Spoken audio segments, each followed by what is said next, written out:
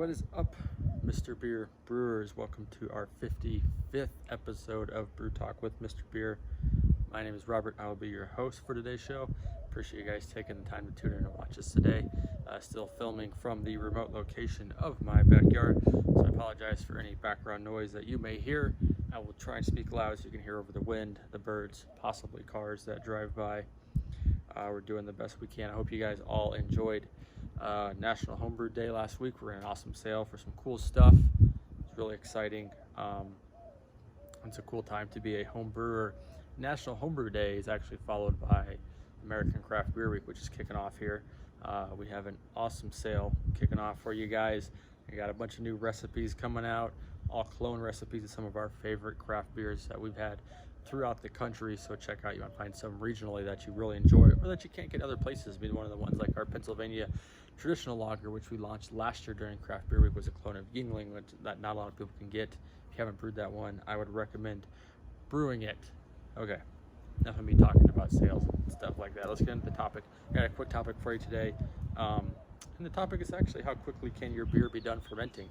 I think I've seen a few posts in the Facebook group that people go to check their beers on like day 7 or day 10, and it tastes like flat beer. There's no residual sweetness, there's nothing left in there, and they're concerned that the beer, did they do something wrong? But in fact, they did not. Beer can be done that quickly. When you look at most like commercial breweries and craft breweries, they brew beer and they turn over relatively fast. That's one of the reasons why they like doing IPAs and stuff like that. So, you know, home brewing is usually typically longer because we don't have the controlled environment, the yeast and all that stuff like that. So we're doing things a little differently, but it can be done just as fast. If you're brewing any of our standard refills, you'll know if you see the instructions on our website, we give you a 10 to 14 day time period to brew those bad boys up. Oftentimes you'll check it on day 10, that beer's done, ready to go, and you're like, no way did I brew beer in 10 days, but you did. You did it. We have countless, so we do a lot of testing in our office. We brew all of our recipes. We are always tweaking things, trying out new things, and seeing ways that we can improve the brewing process for our brewers out there to help you guys get better beer and better results. And we work with Cooper's Brewery. For those of you that don't know, we're owned by Cooper's Brewery based out of Australia. They've been brewing beer for over 150 years, so they know what they are doing, and they help us with our instructions and our formulations and recommendations and all that stuff. But one of the key aspects that we really enjoy, or that we enjoy from, you know, Cooper's, is that we use their yeast with all of our recipes, or all of our refills, excuse me. So if you look at underneath the lid of your refill, it's a little yeast packet there that is a Cooper's yeast. So it's not something that you'll typically find in a homebrew shop. And what it is they descended from distiller's yeast, so it's very fast and very robust fermentation. It also has a little wider temperature range. It can be fermented a little bit warm, so it gets a little crazy, just going to town.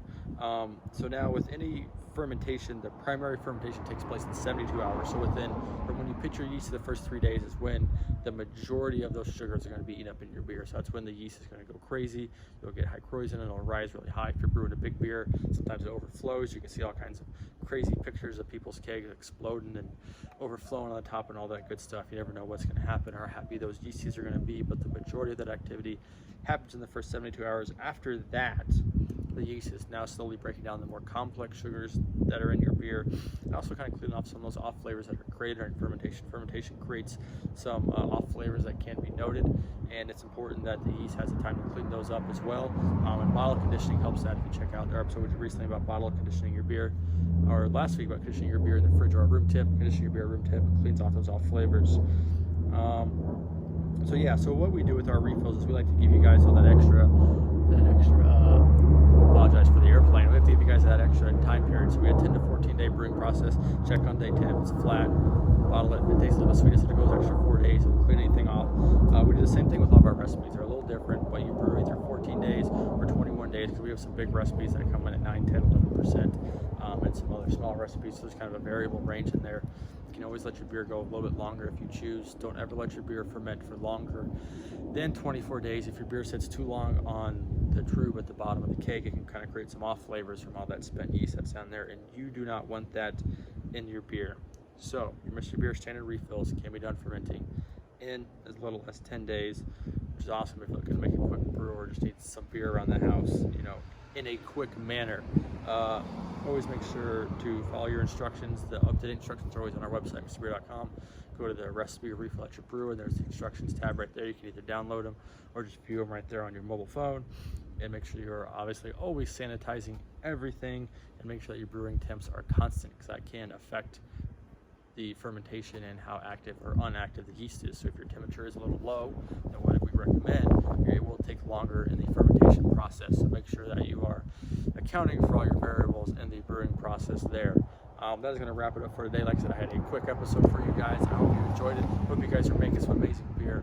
Hope you're drinking some amazing beer. Check out our Sale for American Craft Week. A ton of new recipes out. You guys are really going to like them. Zach and Ashley worked extremely hard on those. Put together some awesome, unique flavors and some awesome beers that I didn't even think were possible to brew with Mr.Beer. So I think everyone will be surprised about what we're turning out for American Craft Beer Week. We'll talk to you guys next week. Cheers.